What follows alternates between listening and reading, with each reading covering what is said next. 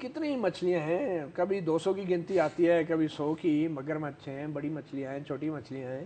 کوئی اندازہ ہے یا ابھی تک ٹامکٹویاں مار رہے نہیں ہیں نہیں، ہرگز حکومت؟ ٹامکٹویاں نہیں مار رہے. دیکھیے مچھلیاں تو بہت زیادہ ہیں، یہ تالاب اس گندی مچھلیوں سے بھرا پڑا ہے. لیکن ہماری جو اپروچ ہے وہ ٹارگیٹڈ اپروچ ہے، اور یہ کوئی میری اپروچ نہیں ہے. یہ ہم نے نیب اور ایف آئی اے، اسٹیٹ بینک آف پاکستان کا ایک فائنینشیل مانیٹرنگ یونٹ ہے، انہیں ساتھ بٹھا کے، ایف بی آر کو ساتھ بٹھا کہ ایک اسٹریٹجی بنائی کہ ہم اس چیز میں کس طرح سے آغاز کیسے کریں. تو سب کا ایک کنسنسس تھا کہ آپ سب سے پہلے اس میں ایک لسٹ ڈاؤن کر لیں.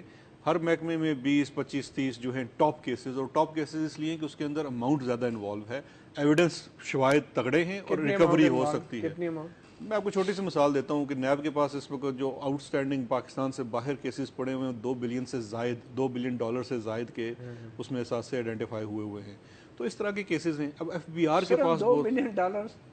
دیکھیے یہ تو وہ کہاں چیزیں 280 بلین ڈالر کے مطابق، تاکہ جو نہیں، ایکچوئل فگر ہے وہ وہ 2 دیکھیں، بلین وہ ڈالر نہیں وہ یہ تو کیسز ہیں جو آلریڈی فائل ہوئے ہوئے ہیں. 280 والے کو تو ہم کوشش کریں گے انشاءاللہ کہ پاکستان واپس لے کے آئیں اور ان سے پوچھیں کہ کتنے ہیں $280 بلین.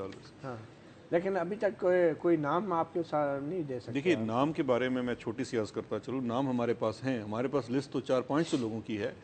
ہم اور اس میں اس سے میں زیادہ تر نون لیگ کے؟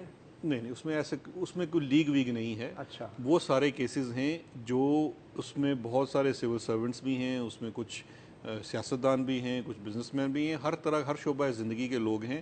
لیکن اس میں کسی کا نام بھی ہم اس طرح سے نہیں لیں گے کہ وہ جو آپ کو پتہ ہے سپریم کورٹ نے بھی کہا ہے کہ کسی کو خواہ مخواہ اس کی پپڑیاں نہ اچھالیں.